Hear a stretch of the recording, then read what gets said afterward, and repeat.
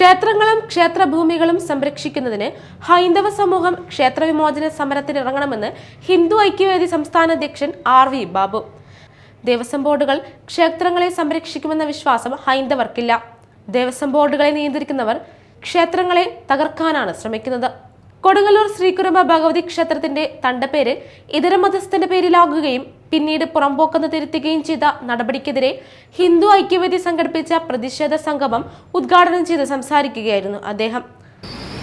അത് നമ്മുടെ യുക്തിക്ക് നിരക്കാത്ത തരത്തിൽ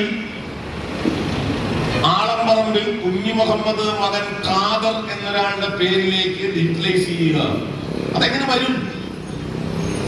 നമുക്ക് കുരുമ്പക്കാവിലമ്മ ദേവസ്വം ഭൂമി എന്ന് പറയുന്നത് ഖാദറിന്റെ പേരിലേക്ക് എഴുതുമ്പോൾ എത്ര നീണ്ട പേരാണ് നോക്കൂ. ആളംപറമ്പിൽ കുഞ്ഞുമുഹമ്മദ് മകൻ ഖാദർ വക എന്ന് എഴുതി ചേർക്കാനായിട്ട് അത് അബദ്ധത്തിൽ സംഭവിക്കുന്ന ഒരു കാര്യമാണ് എന്ന് നമുക്ക് എങ്ങനെ വിശ്വസിക്കാൻ പറ്റും?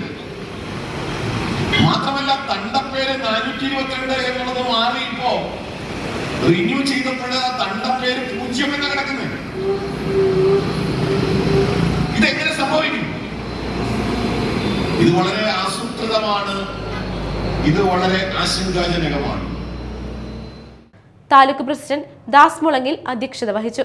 കേരള ക്ഷേത്ര സംരക്ഷണ സമിതി സത്സംഗ പ്രമുഖ് CM ശശീന്ദ്രൻ, സംസ്ഥാന ഉപാധ്യക്ഷൻ സ്വാമി ദേവചൈതന്യ, P രാജേഷ്, വിശ്വരൻ കാനാടി എന്നിവർ സംസാരിച്ചു.